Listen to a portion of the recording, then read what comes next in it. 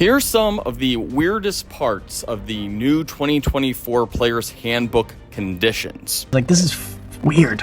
Now, we've been digging around the 2024 Player's Handbook, figuring out what's improved and what's different in the new core rules for Dungeons & Dragons. So our attention was pulled to the various conditions in the new Player's Handbook, especially with exhaustion rules getting a much-needed overhaul. Now, we might talk about exhaustion in another video, but we wanted to point out some of the weirder bits that we found in the new condition rules, including what feels like some really strange, oversights.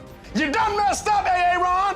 So let's start with a weirdly horrifying change that was made to the Petrified condition, which of course is when a beholder or a Medusa or a basilisk or one of a half dozen other creatures turn you into stone using one of their abilities. Now, in the 2014 rules, petrified creatures were blissfully unaware of their surroundings when they were transformed into stone. Basically, when you got transformed to stone, you didn't know what was happening until you got untransformed, if that ever happened.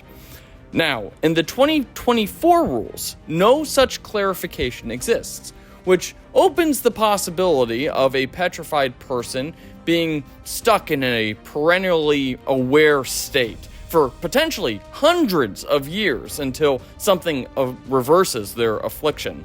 That could open up some potentially fun DM moments if you have a petrified person who's been watching the bad guy scheme for a while. But it's also absolutely horrifying when you think about the poor people who have been stuck petrified for hundreds or even thousands of years. What happens when you finally are able to reverse that condition? Those people will probably be, insane.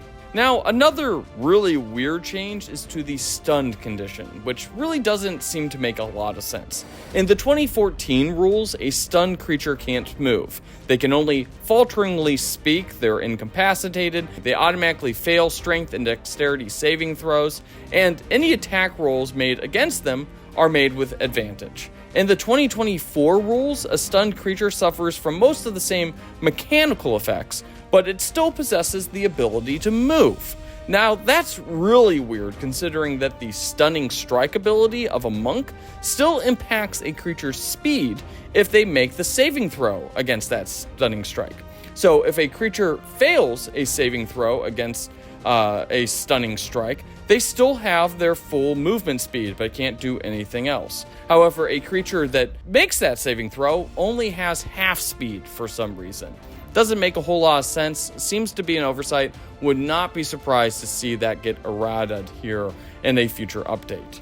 Now, on the plus side, the incapacitated condition is much more clearer in what it does. With players unable to take actions, bonus actions, and reactions, they're not able to speak, and being incapacitated breaks concentration. The 2014 rules technically covered all of this, but you had to look in the spellcasting rules to see that you can't concentrate when incapacitated, and it was kind of buried in the rules that you can't take bonus actions if you were somehow prohibited from making an action by, say, being incapacitated. So the rules here really just clarify existing rules and puts them all together in one place, which was one of the points of the 2024 Player's Handbook. Now, in terms of buffs to various conditions, grappling actually got a major upgrade, as a grappled creature now has disadvantage on all attacks made on anything besides the creature grappling it. Now, that's a major buff, especially in situations where the players are trying to, say, gang up on a single creature, like, a boss of some kind.